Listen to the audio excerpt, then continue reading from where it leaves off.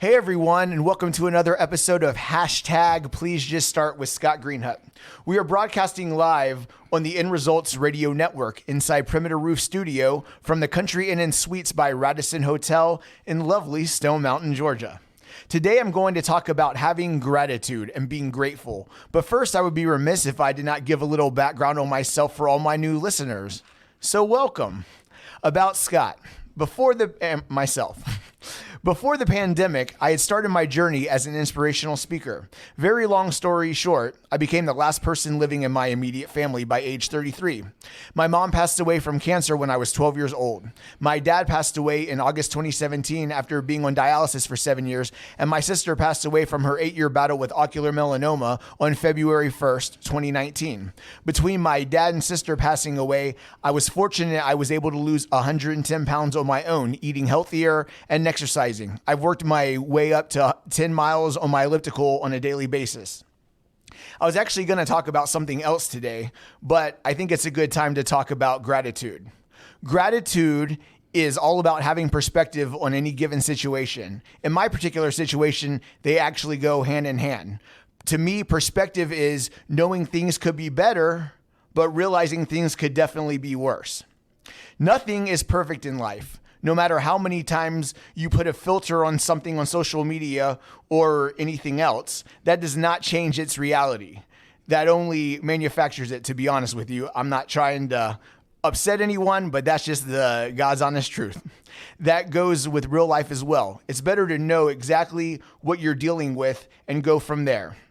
So I had a little spiel with that, but I just want to talk to you, Ryan, a little bit about that. Ryan, say hey to the people. Oh, hello, people. I was doing a little background filming for you. I appreciate that very much. You're welcome.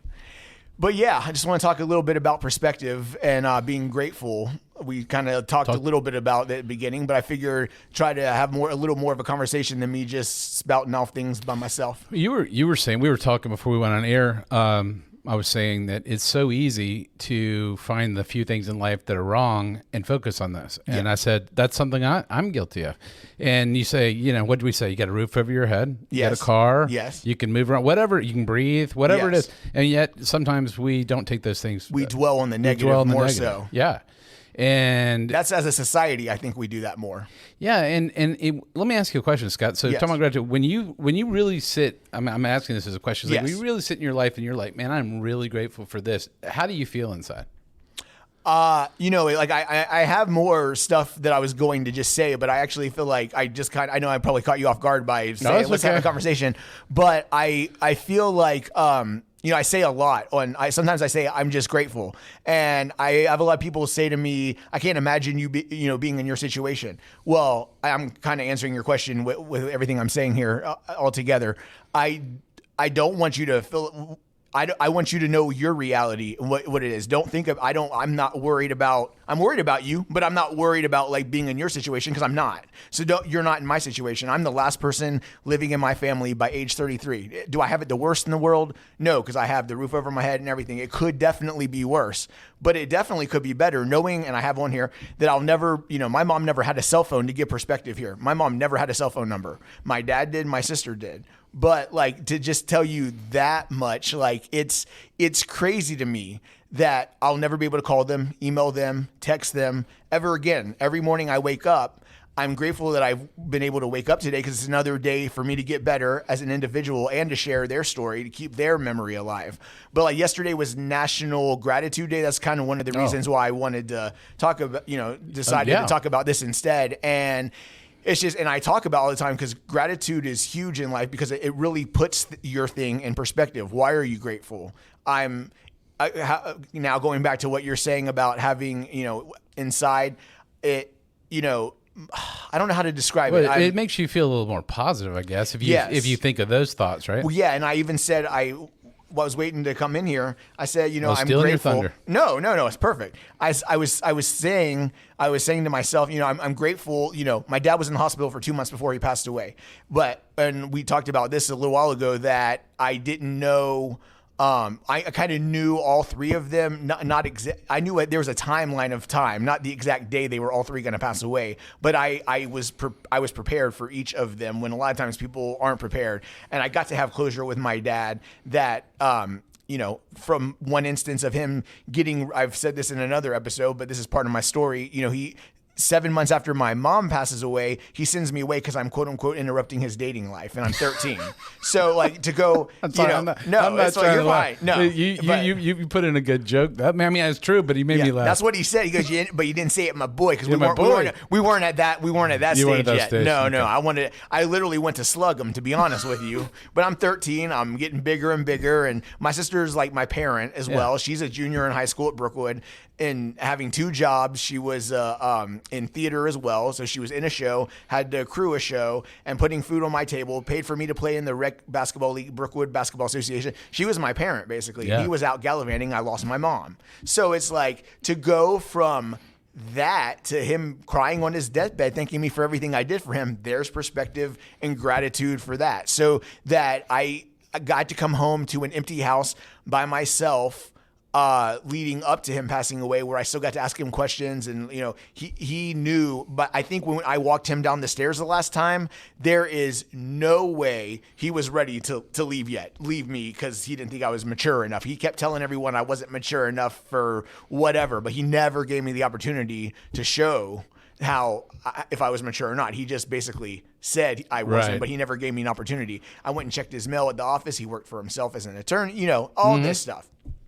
So I'm grateful for the last 2 months that even though I came home to an empty house and he inevitably passed away, that I got to experience coming home to an empty house, but still go see him. So you even did that have a little bit of closure. We definitely had closure. And that's one of the reasons why I feel like I was able to lose 110 pounds between him dying and the inevitability of my sister. Because I always say this, when I walked in a few minutes after he passed away and saw his lifeless body laying there, I knew she wasn't far behind with her illness, just time-wise, what we talked about, knowing that it was going to happen.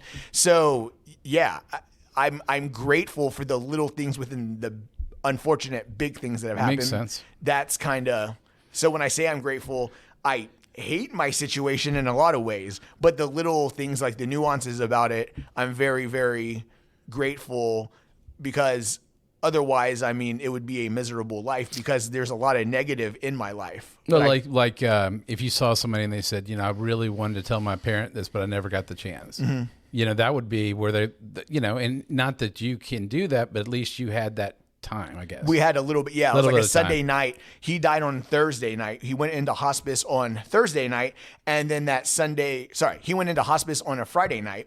I think it was August 4th. And then me and my dates. Your dates. I saw him coming. Thank you. I appreciate it. A mile away. Or 10 miles away. No, 10 miles away, since I do 10 miles on the elliptical? Yeah, 10 miles away. I know, that was really bad. That was brought to you by your elliptical sponsor? Yep. Yes, okay. Absolutely. Yep. Elliptical, are you listening? Yeah. You didn't even name your elliptical. Maybe they'll send you one. I actually, after I was very fortunate to be on Fox 5 Atlanta and do my story there. Thank you, Katie. I had to give her a shout out. Yeah. And so after that, I literally gave, I reached out to my elliptical manufacturer, and they gave me another elliptical. I said, "Do y'all want a partner?" I said, I'm showing you a photo from 0 to basically at 365 days in a row. And they said, right now, we don't know if we can do anything. This is before the pandemic, but they were like, we don't know if we can do anything, but at least we could do, I'm sure yours is worn, so we'll get you a new one. And it was a brand new elliptical. But is it 800 days you've today, done? Well, today is actually 816, but no one's counting. Well, no, but 816, they might be you may be in for an upgrade. I like when my neighbors can hear it. It's been worn so much. That's just a positive thing that it's been used. But it's been worn. But yeah, I love having I think I'm using mine to hang my dry cleaning on. So I used to. People have, there was a time, actually 2 months before my dad went into the hospital, I was trying to sell one that I had gotten, because it wasn't the best quality one. And I finally sold it 2 months before he went in the hospital. He was in the hospital for 2 months and died about right after he went, for 2 months. It was in there for 2 months, passed away. And then 2 months later, I bought the one that I first used. And then it sat there for like about a month. Right. And then it's they were used. You've used them. I mean, it's like a broken in baseball glove. Oh, it's ready to catch pop flies from my back. So you're about all right. It's pretty good. That's awesome. Yes, I'm grateful for that.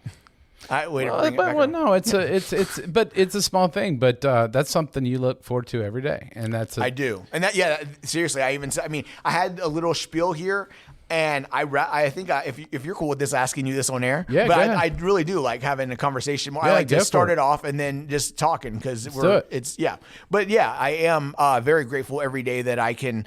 I have a car to drive, a roof over my head. I don't want anything crazy. I want to be happy and healthy. Enjoy your life. Exactly. And that I've put myself in a position to hopefully, just share my story. I'm grateful for you that you said, seriously, you were like, I think you'd be great to have a show. And I'm like, I appreciate it. But the timing, it's never the right time for anything except to start. And you don't know what it can turn and even into. in this situation, I mean, we went back and forth, and I'm like, I really think you can do. I think you're just going to resonate with the audience, and you've continued to grow and grow the platform, and that's what people want to do. And I love you coming back to gratitude because I think every human being needs to think about that. I'm talking myself as, and focus on things that, hey, you know what? I'm not happy with some parts of my life, but I got these things I need to be very thankful for. Yeah. Because you do know the life's precious. Absolutely. Life is precious, and it's hard. I mean, everyone's life is hard. You may see it tangibly or you may not. And again, I think I'm grateful that I was able to lose weight for myself but I feel like, again, my weight loss is a part of my story, but it's not my story. It's just the reason people have given me an opportunity to share my story, I feel like. Because I could have been the same weight and all that, and my family could have passed away, and they'd be like, oh, that's really sad, whatever. But whatever. But I think that I did something for myself, and that might resonate. Again, it's not about the actual weight itself, but like I've tried to better myself in my situation than just sulk and tell you what's happened to me. Yeah, we had a show the other day in here, Scott, different host, and they were talking about, a guest was talking about addiction and then breaking that. In other words, you weren't if your thing might have been food, I guess, possibly, but you had to break that and start something new. And then the elliptical became it. You do what? The elliptical became my addiction. Yeah. But you turned a negative thing into a good obsessive. Yes. Like, and I know a lot of people do this in the fitness industry. Like, that's my time, and I'm hitting it every day. I mean, I can't talk to my family. So even though I'm not on the elliptical saying, Mom, Dad, my boy, not like that. But that's my time the 2 hours that I would be talking to my family a day or whatever. I look at it like that. It's like I can't see them, and the old Scott would have sulked and said, I would have pouted, and I don't need to do this, da-da-da-da-da. Yeah. But now it's like I realize they would want me to better myself every day. And it doesn't have to be elliptical every day. It doesn't have to be working out or weight related. But for me, that's one thing I can control. I cannot control that I can never talk to my mom, dad, or sister again. But I can control trying to get better every day. And for me, it's physical, because my physical has helped me mental as well. And emotional. So when you, with your Scott Inspires, please just start, hashtag please just start. What, you got somebody out there, they're thinking about something. I mean, let's say how do you encourage them to just take the plunge? I think thinking about it like this: day 1, day 30, you may not see a difference, but if you do something a little each of those days, it goes away from all that negative that you weren't doing. So it's like, it's tangibly, you might not see it that day, but those little days that you're not seeing it, you're still getting better, because those hours are going to go by no matter what. And so for 31 plus years, I didn't do a mile every day, but I do 70 plus miles every week now. And that's not to brag. That's to say, like, wow, I really didn't do something for myself. But your hashtag, please just start. So it might be starting with something really small. Really small. But that leads to bigger. I did 20 minutes my first day, huffed and puffed, blew my house down. My little townhouse down. Is that Pete the Puff the Dragon? Magic Dragon? No, that's the big bad wolf. I don't know. Yeah, I don't know. I've heard it, and I need to give it. But the bottom line, if someone wants to try something, they don't have to start to be, they just need to start. I'm not saying please, you got to start somewhere. You start, but you don't stop when you don't see results right away. You have to always look at long game, not the first day, not first the first quarter of the football game. You look at the whole. Nothing. Okay. I mean, that's but when you go to hashtag please just start, it's not just starting, but you got to stick with it. You have to stick with it. Give it a Yeah, shot. it's long term. What are you doing? Because those days and hours are going to go by. Are you going to let it just overtake you every day? I'm thinking of something. So really, you almost got to, when you do your elliptical, you got to almost please just start every day. Oh, right? Yeah, I go. Is that fair? That's what I said in my Fox 5 thing. Go 1-0 every day. 1-0. For me right now in my life, I'm talking about for Scott Greenhut. Mm-hmm. Scott _inspires on any platform. Right. I know it's bad. No, that's good. No, I like it. Thank you. It's going 1-0 every day. For me right now, that's doing my elliptical. I don't care what anyone says for me. That's for what I need to do. Now, you have to decide for yourself, the individual, what that is for you. I'm not going to tell, I will be your cheerleader and help you and talk to anyone through it, whatever. I'm not telling anyone to jump on the elliptical today or tomorrow. If that's what you want to do, I'll give you a nuck for it, whatever, a pound, and we'll do it, and you can videotape it, and you can reach out to me, and I'll be happy to do that. And that's what, but if somebody says, hey, I want to start walking in my neighborhood, and you say, well, I want to walk 4 miles in my neighborhood, like, you probably want to start a little shorter than that. Right. But go 1-0. I think 20, I had a buddy of mine say, just sweat for 20 minutes a day. And just go 1-0. That's why I did 20 minutes that's why I did 20 minutes the first week, every day. But you were consistent. I said that. I've talked about that a few days lately. Consistent and persistent. I like that. Consistent, and I was never. The only thing I did regularly was eat like 5,000 to 6,000 calories a day, probably consistently and persistently. Yeah. I'm just saying, and I have less than 2,000 calories a day. I'm not getting. Because what I do is different than everyone else. But I'm just saying. But everybody has something that they're putting off, Scott. Right. And as a coach, you what is it? I'm just made up walking in your neighborhood. Right. Well, there's never a perfect day to start. If you're an artist and you want to start drawing, whatever, start reading. Yeah, better grades. You don't have to read a whole book a day. You can read a page a day. You can read a page a day, and we'll get there. We'll get there. Yes, 5 pages. Anything. Just a little to run the meter a little bit. The football a little. A few yards at a time. Keep the chain moving. Absolutely. Yeah, exactly. Well, I was just saying. We've talked about please just start, but when you really start thinking about it, something so small. Yeah. Something so tangible that you're not tangible, but something within your reach and your grasp that it won't seem like a big deal. I was doing 7 miles for months a day. That wasn't enough anymore. It was not that I was getting bored. I didn't feel like I was exerting myself enough. I still do it on level 1. It doesn't matter. No. I do. It's that I show up every day to it. Every day that I'm able to. And everybody who I know that teaches success, whatever they say, showing up is one of the big ones. Every day. I don't know if it's 90%, but it's a huge percentage. I don't know the number. Well, it's because a lot of people get into it, do elliptical for a couple months, lose some weight, and say, I'm good. Yeah, someone said to my buddy, and it's like, well, he won't keep it off. I'm like, okay, that's fine. But my buddy told me that, and I was like, okay, well, I'm not doing it to show them, but I had gotten up to, right now I'm around 155, and I had gotten up to like 175, 180, somewhere right around there. And that's not a lot. At one point I would have given anything to be there, but I was like, with my height and everything, and I reversed my sleep apnea. I stopped breathing 105 times an hour at one point. Jeez. Then after I lost 110 pounds, I'm grateful that that's one of the biggest things. I was so excited about my weight loss. That and being able to see my veins in my hand. If you're watching the video, well, you can't really see it, but I know that's something. I know you can't see it. It's a podcast, but anyway. It's being able to see my veins in my hand. Sometimes I do a little story with it. I'm grateful for that, because at one point there's no way I thought I'd be able to see my veins in my hand.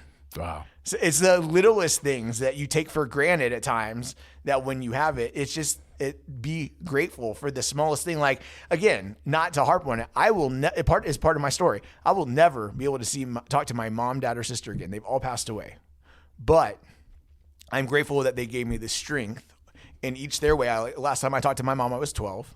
I'm about to turn 36 in 2 months. So I was 33 when they all passed away. So it's been 2+ years that I haven't been able to talk to any of them. Not woe is me. That's my truth. Before it was like, I tell you my truth, and then I'm like, please also feel sorry for me. Not anymore. Right. But that was at one point. That's growth. But yeah, it's just one day at a time. 1-0 at a time. And I know we are getting to our end, but I've really enjoyed this. But I do want to dedicate this episode to Jay, my late sister's fiance.